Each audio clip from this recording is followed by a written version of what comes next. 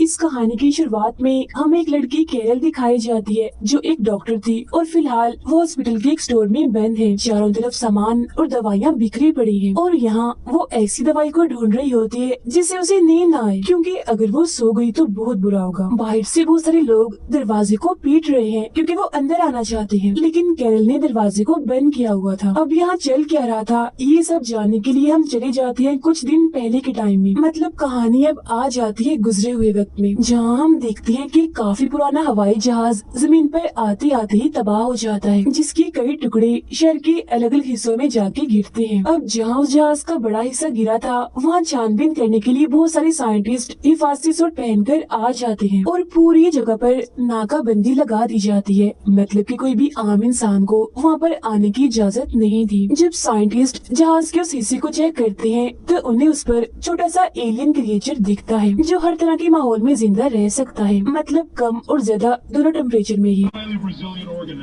अब जो इन सब चीजों की छानबीन कर रहा था यानी यहाँ का डायरेक्टर वो आता है और जब वो बाहर होता है तो एक बच्ची उसके पास आती है जो उसी जहाज का छोटा सा टुकड़ा उसे पकड़ाती है। अब इस टुकड़े पर भी वो छोटे छोटे एलियन क्रिएचर्स मौजूद थे और जैसे ही ये उस टुकड़े को पकड़ता है तो इसके हाथ पर वो काट लेते हैं जिससे इसके हाथ से खून निकलने लगता है। फिर जब वो घर जाता है तो आधी रात को हम उसका बहुत ही बुरा हाल देखते हैं। उसकी तबीयत खराब होने लगती है और चेहरा तो एकदम भयानक दिख रहा था।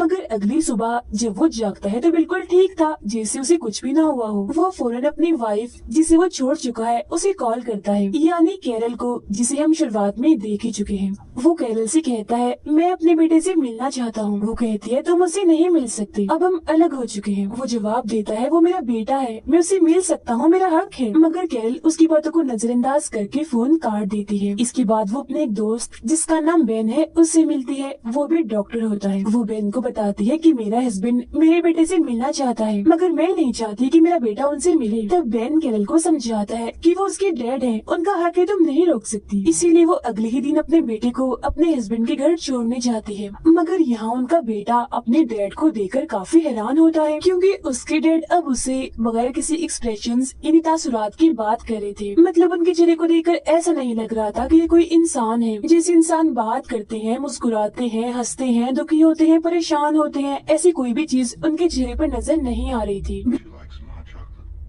बिल्कुल ऐसा ही लग रहा था जैसे वो कोई रोबोट हो। फिर हम केरल को देखते हैं जो घर में बिल्कुल अकेली थी। तभी उसके दरवाजे पर कोई दस्तक देता है। वो हल्का सा दरवाजा खोलती है जहाँ हम देखते हैं कि दरवाजे पर अब भी चेन लगी हुई है। बाहर एक आदमी होता है जो उसे बताता है कि मैं गवर्नमेंट का ऑफिसर हूँ, मुझे तुमसे कोई बात करनी है। अब केरल को अजीब लगता है, इसीलिए वो कहती है आप इंतजार कीजिए, मैं 2 मिनट में आई। और जब वो अंदर जा रही होती है तो वो आदमी चेन खोलकर अंदर आने की कोशिश करता है। तब उसे ऐसा करता हुआ केरल देख लेती है और फौरन वापस आकर दरवाजे को बंद कर लेती है। अब दरवाजे के शीशे से वो आदमी केरल को घूर घूर कर देखने लगता है। इसके चेहरे पर भी कोई एक्सप्रेशन नहीं होता। और आज ही केरल ने इस आदमी जैसे बहुत सारे ऐसे लोग देखे होते हैं जिनके चेहरे पर भी कोई एक्सप्रेशन नहीं था। उसे कुछ भी समझ नहीं आती कि आखिर यहाँ पर हो क्या रहा है। मगर उसकी परेशानी तब बढ़ जाती है जब वो अगली सुबह ऑफिस जा रही होती है, क्योंकि वो अपने रास्ते में इस तरह के ही बहुत सारे लोगों को देखती है जो आपस में बात नहीं कर रहे होते और बुत बनकर खड़े होते हैं। वो लगातार एक ही तरफ देख रहे थे और सीधा सीधा चल रहे थे। मतलब एक्सप्रेशंस इनके चेहरों पर भी नहीं थे। ये ना खुश थे, ना दुखी थे, ना किसी बात की फिक्र से ये परेशान थे और ना ही रो रही थी। ऑफिस जाने के बाद वो इंटरनेट पर इस बारे में सर्च करती है, जहाँ तकरीबन 2 लाख लोगों ने इस तरह की ही बातें लिखी हुई थी कि जो हमारे अपने हैं वो पहले जैसे नहीं रहे, उनका सलूक और सब कुछ बिल्कुल बदल चुका है। इन सब चीजों से परेशान होकर वो अपने दोस्त बेन से मिलने जाती है, जहाँ एक दूसरे डॉक्टर भी होते हैं जो इन्हें बताते हैं कि जो हवाई जहाज जमीन पर तबाह हुआ था उस पर बहुत सारे एलियन क्रिएचर्स देखे गए थे और ये जो कुछ भी हो रहा है उनकी वजह से ही हो रहा है, क्योंकि वो एलियन क्रिएचर्स इंसानों के जिस्म में घुसकर पहले दिमाग को अपने कंट्रोल में करते हैं और बाद में पूरे जिस्म को अपने हिसाब से चलाते हैं। और जो भी उन एलियन क्रिएचर्स का शिकार होता है वो ऐसा ही बेहिस बन जाता है। मतलब ना उसके अंदर कोई जज्बात होते हैं और ना ही कोई तासुरात। ये सारी बातें जानने के बाद कैरल परेशान हो जाती है, इसीलिए वो फौरन अपने बेटे को लेने के लिए अपने हस्बैंड के घर जाती है, जहाँ उसके हस्बैंड के घर में और भी लोग थे। वो कैरल को बताता है कि हमारा बेटा अपने दोस्त के घर गया है उसके साथ खेलने के लिए, इसीलिए कैरल उसके कमरे में जाकर उसका सामान बांधने लगती है। लेकिन जब वो नीचे आती है तो दरवाजा बंद होता है और उसके हस्बैंड के घर जितने भी लोग थे वो सब उसे चारों तरफ से घेर लेते हैं। ये देखकर वो अपने हस्बैंड से पूछती है ये सब क्या है, जिस पर उसका हस्बैंड कहता है जब तुम सो जाओगी तो जागने के बाद तुम्हें कुछ भी पता नहीं चलेगा, बस तुम एक काम करो, हमारा साथ दो, बाकी तुम जैसी हो वैसी रहोगी, तुम्हारा दिल दिमाग जज्बात तासुरात जैसे है वैसे रहेंगे, हमारी तरह बदलेंगे नहीं। ये सब जानने के बाद कैरल समझ जाती है कि उसका हस्बैंड भी अब उन एलियन क्रिएचर्स का शिकार हो गया है। वो काफी घबरा जाती है और वहाँ से भागने की कोशिश करती है, लेकिन उसका हस्बैंड उसे पकड़ लेता है और उसके मुंह पर हरे रंग की उल्टी कर देता है। मगर केरल अपना मुंह साफ करके जैसे तैसे यहाँ से निकलती है और अपनी गाड़ी लेकर यहाँ से भाग जाती है। लेकिन थोड़ा आगे जाने पर वो देखती है कि सामने एक ट्रक है जिसके पास कुछ लोग खड़े हैं और ये भी कोई आम इंसान नहीं है बल्कि उन एलियन क्रिएचर्स का शिकार बन चुके हैं। ये देख केरल घबराते हुए अपनी गाड़ी पीछे की तरफ लेने लगती है, लेकिन पीछे भी एक गाड़ी थी जो उसकी गाड़ी में आके लगती है और अब केरल गाड़ी के जरिए तो यहाँ से नहीं निकल सकती थी, इसीलिए वो फौरन उतरकर वहाँ से भागने लगती है, जहाँ वो सारे लोग भी उसके पीछे पीछे भागने लगती है। तो वो भागकर एक ट्रेन में चढ़ जाती है और देखती है कि यहाँ पर बैठे हुए लोगों में से किसी के चेहरे पर भी कोई भी इंसानों वाले तासुरात नहीं है, मतलब वो सभी एलियन क्रीचर्स का शिकार है। केरल को कुछ समझ नहीं आती कि मैं क्या करूँ। तभी उसके बेटे की वीडियो कॉल आती है जो उसे बताता है कि डैड मुझे कहीं ले आए हैं, मुझे नहीं पता मैं कहाँ हूँ, लेकिन मुझे बहुत डर लग रहा है। ये जानकर वो परेशान हो जाती है और बस रोने ही वाली थी कि तभी उसके सामने बैठा लड़का कहता है कि बिल्कुल शांत हो जाओ, परेशान मत हो और रोना तो बिल्कुल भी मत। Don't show emotion. यानी कोई भी जज्बात तुम्हें नहीं दिखाने, वरना वो तुम्हें पहचान लेंगे और तुम पर हमला करके अपने जैसा ही बना लेंगे। जिसके बाद केरल भी एकदम शांत बिल्कुल उनकी तरह ही रोबोट जैसा बनकर बैठ जाती है। मगर तभी यहाँ कुछ और लोग भी आते हैं जो एलियन क्रिएचर्स का शिकार थे और वो एक के बाद एक इंसान को अपने जैसा बना रहे थे। एक औरत जैसे उनको देखती है तो उसे गुस्सा आ जाता है और वो उन्हें धक्का देकर उन पर चिल्लाने लगती है, जिस वजह से वहाँ चारों तरफ भगदड़ मच जाती है। जिसके बाद वहाँ मौजूद सभी लोग ट्रेन के पीछे वाले हिस्से में चले जाते हैं, मगर एलियन क्रीचर्स का शिकार लोग उन पर हमला करके उन्हें भी अपने जैसा बना लेते हैं। बचती है तो सिर्फ केरल, जो किसी तरह यहाँ से निकलकर भाग जाती है। और जब वो स्टेशन से निकल रही होती है तो अपने आसपास भी वो अजीब लोगों को देखती है, तो वो भी उनकी तरह ही बनकर चलने लगती है, बिल्कुल किसी रोबोट की तरह। यहाँ पर दिखाया जाता है कि जिस भी इंसान के अंदर कोई भी जज्बात एहसासात हैं, मतलब अगर कोई हंस रहा है, रो रहा है, परेशान है, तो पुलिस उस इंसान को पकड़कर अपने साथ ले जा रही है, क्योंकि अब पुलिस भी उन एलियन क्रिएचर्स का शिकार हो गई है। अब यहाँ केरल को पसीना आने लगता है, जहाँ तभी एक पुलिस वाला उसके पास आकर उसे कहता है कि तुम्हारे माथे पर पसीना आया हुआ है, You're sweating. They don't do that. वो तुम्हें पहचान लेंगे, इसीलिए तुम्हें यहाँ से जाना होगा। क्योंकि ये पुलिस वाला भी दरअसल अभी तक नॉर्मल था, एलियन क्रिएचर्स का शिकार नहीं था। बस ये सिर्फ इस तरह से करके दिखा रहा था कि मैं भी उन एलियन क्रिएचर से इन्फेक्टेड हूँ, यानी उनका शिकार हूँ। इसके बाद वो वापस अपने घर आ जाती है और अपने बेटे को आवाजें लगाने लगती है, मगर वो वहाँ पर नहीं होता। इसके बाद वो बेन के साथ उसे डॉक्टर के पास जाती है, जहाँ वो इन्हें बताता है कि ये दरअसल एक तरह का वायरस है जो एक इंसान से दूसरे इंसान में चला जाता है। अगर किसी इंसान के जिस्म में ये वायरस चला गया और वो सो गया तो ये वायरस इंसान के दिमाग को कंट्रोल करके पूरे जिस्म में फैल जाएगा, जिससे वो इंसान इसका शिकार हो जाएगा। यानी ये वायरस इंसान के जिस्म में जाकर तब तक अपना काम नहीं करता जब तक इंसान सो न जाए। अब ये लोग फैसला करते हैं कि ये एक दूसरे पर नजर रखेंगे ताकि इनमें से कोई भी ना सोए। आगे वो डॉक्टर बताता है कि यहाँ से 80 किलोमीटर दूर एक लैब है, अगर हम वहाँ पहुँच जाएं तो हमारा इलाज हो सकता है। लेकिन केरल मना कर देती है कि मैं अपने बेटे के बगैर यहाँ से नहीं जाऊंगी। अभी इनकी बात चल ही रही थी, मगर यहाँ कुछ ऐसे लोग आ जाते हैं जो इस वायरस का शिकार हैं और वो पूरे घर की तलाशी लेने लगते हैं। ये चारों चुपके से वहाँ से निकल जाते हैं। बाहर ये बिल्कुल उन लोगों की तरह ही खड़े हो जाते हैं। तभी केरल देखती है एक औरत को पुलिस पकड़कर ले जा रही है जो चिल्ला रही थी। ये केरल की ही मरीज थी और बार बार ये कह रही होती है कि मैं सो गई थी, मुझे कुछ भी याद नहीं। ये सुनकर केरल के दिमाग में एक सवाल उठता है कि अगर ये सो गई थी तो ये उस वायरस का शिकार क्यों नहीं हुई। इसके बाद वो डॉक्टर्स जो केरल के साथ थे वो लैब की तरफ निकल जाते हैं, जबकि केरल अपने दोस्त बेन के साथ अपने बेटे को ढूंढने के लिए निकल जाती है। अब कैरल बेन को भी वही बात बताती है जो उसके दिमाग में चल रही थी कि वो मेरी मरीज है, अगर वो सो गई थी तो अभी तक वो ठीक कैसे है, वो इस वायरस का शिकार क्यों नहीं हुई। जिसके बाद वो फैसला करते हैं कि ये उस औरत की मेडिकल रिपोर्ट को चेक करेंगे। और फिर जब बेन उसकी मेडिकल रिपोर्ट को देखता है तो पता चलता है कि उस औरत को दिमाग की एक बीमारी है जो चिकन पॉक्स के बाद होती है। ये बीमारी उस इंसान के दिमाग के एक छोटे से हिस्से पर असर डालती है। यही वजह है कि सोने के बाद भी वो इस वायरस का शिकार नहीं हुई। मगर ये बीमारी हर इंसान में नहीं होती,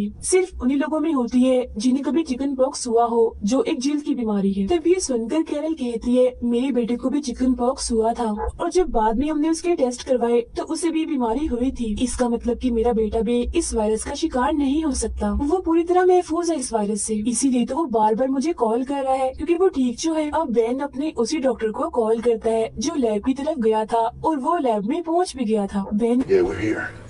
You reached Haunted Cabin. तो उसे बताता है कि जिस औरत को हमने देखा था जो चिल्ला रही थी, सोने के बाद भी वो इस वायरस का शिकार नहीं हुई क्योंकि उसे भी वो दिमागी बीमारी है। जिसमें फौरन डॉक्टर कहता है कि हाँ मैं समझ गया, तुम क्या कहना चाहते हो, यही ना कि हम इस वायरस का तोड़ यानी एंटीवायरस बनाएं, मगर इसके लिए हमें उस औरत का खून और डीएनए चाहिए। क्या वो इस वक्त जिंदा है? बेन कहता है हमें उस औरत की जरूरत नहीं है, बल्कि कैरल के बेटे को भी वो दिमागी बीमारी है और अगर हम उस बच्चे को ले आए तो एंटीवायरस यानी वैक्सीन बन सकती है। तभी कैरल के पास उसके बेटे का मैसेज आता है जो बताता है कि डैड मुझे दादी के घर ले आए हैं। तो अब कैरल को पता चल जाता है कि उसका बेटा कहाँ है, जिस बारे में वो बेन को भी बताती है। मगर बाहर इन्फेक्टेड लोग हैं, यहाँ से निकलना आसान नहीं है। तब यहाँ कैरल को याद आता है, वो बेन को बताती है कि मैं भी इस वायरस का शिकार हूँ क्योंकि मेरे हस्बैंड ने मुझ पर उल्टी कर दी थी और मुझे डर है कहीं मैं सो न जाऊँ, क्योंकि अगर मैं सो गई तो वायरस मेरे दिमाग पर हावी हो जाएगा। इसके बाद बेन पुलिस के कपड़े पहनकर गाड़ी के जरिए कैरल को एक जगह पर छोड़ देता है। पुलिस का ध्यान भटकाने के लिए वो गाड़ी तेज चलाता है ताकि सब उसके पीछे आ जाए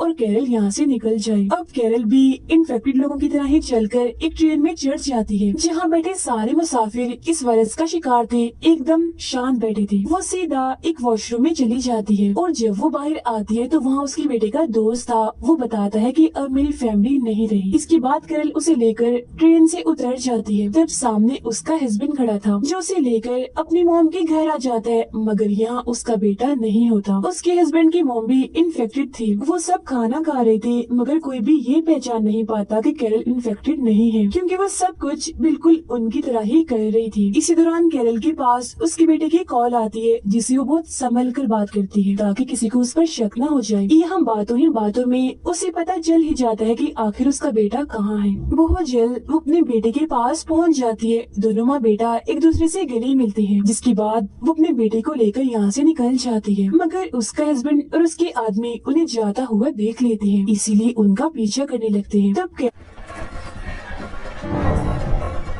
कैरल और उसका बेटा भागकर एक बेसमेंट में आ जाते हैं जहाँ उनके पीछे पीछे कैरल का हस्बैंड भी आ चुका था जो इन्हें देख लेता है। वो अपने ही बेटे को पकड़कर उसे मारने की कोशिश करता है क्योंकि अब उसके अंदर कोई भी जज्बात नहीं थे कि ये मेरा बेटा है। मगर इससे पहले कि वो उसे मारता, कैरल एक रॉड से हमला करके उसे जान से मार डालती है। जिसके बाद वो अपने बेटे को लेकर एक हॉस्पिटल के स्टोर में आ जाती है जहाँ बहुत सारी दवाइयाँ थी। फिर वो एक दवा को इंजेक्शन में भरकर अपने बेटे को देती है और कहती है कि अगर मैं सो जाऊं तो इसे मेरे दिल में लगा देना। फिर कैरल के पास बेन की कॉल आती है। ये उसे बताती है कि मेरा बेटा मेरे साथ है और हम एक हॉस्पिटल के स्टोर में है। बेन कहता है ठीक है, बहुत जल्द मैं भी वहाँ पहुँच जाऊंगा। अब कैरल को बहुत नींद आ रही थी मगर वो नहीं सो सकती थी क्योंकि सोने के बाद जब वो जागेगी तो वो भी इन्फेक्टेड हो गई होगी। लेकिन क्योंकि उसका बेटा थक चुका था इसीलिए वो सो जाता है। जिसके बाद वो यहाँ नींद न आने की दवा ढूंढना शुरू कर देती है और ये वही सीन है जहाँ से कहानी शुरू हुई थी। बाहर से इन्फेक्टेड लोग दरवाजे को पीट रहे होते हैं अंदर आने के लिए,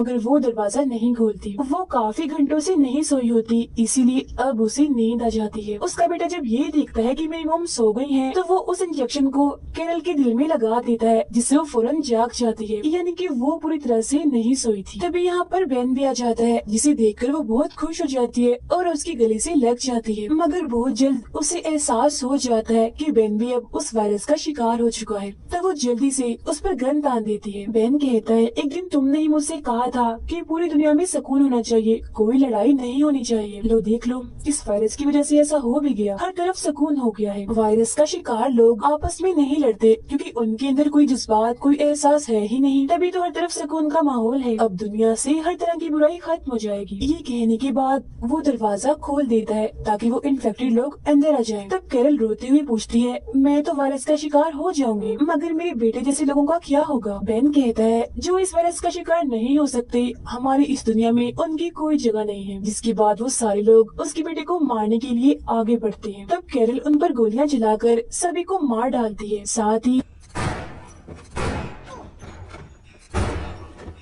वो बेन को भी गोली मारकर उसे जख्मी करके अपने बेटे को लेकर यहाँ से निकल जाती है और गाड़ी में बैठकर वो यहाँ से भाग जाते हैं। मगर अब बहुत सारी गाड़ियाँ उसके पीछे लग जाती हैं क्योंकि सभी उसे मारना चाहते हैं। तभी एक गाड़ी अचानक से आकर उसकी गाड़ी से टकरा जाती है। एक्सीडेंट होने की वजह से वो फौरन ही बेहोश हो गई थी। जिसके बाद वायरस का शिकार लोग चारों तरफ से उनकी गाड़ी को घेर लेते हैं, मगर इससे पहले वो गाड़ी का शीशा तोड़ते उसे होश आ जाती है और एक बार फिर वो गाड़ी चलाने लगती है। तभी उसे डॉक्टर की कॉल आती है जो लैब में था। वो कैरल से कहता है, वैक्सीन बनाने के लिए हमें तुम्हारे बेटे की जरूरत है, तुम कहाँ पर हो? तो वो उसे बता देती है कि मैं कहाँ हूँ। जिसके कुछ वक्त के बाद हेलीकॉप्टर के जरिए वो भी यहाँ आ जाता है और कैरल को बिल्डिंग के छत पर आने का कहता है। तब कैरल लिफ्ट के जरिए अपने बेटे को लेकर छत की तरफ जाने लगती है, लेकिन अभी भी बहुत सारे इन्फेक्टेड लोग उसका पीछे कर रहे होते हैं। लेकिन जैसे तैसे वो छत तक पहुँच जाती है। तब डॉक्टर हेलीकॉप्टर में उसे लेकर यहाँ से चला जाता है। जिसके बाद वो सब कैरल के बेटे को लेकर लैब में आते हैं।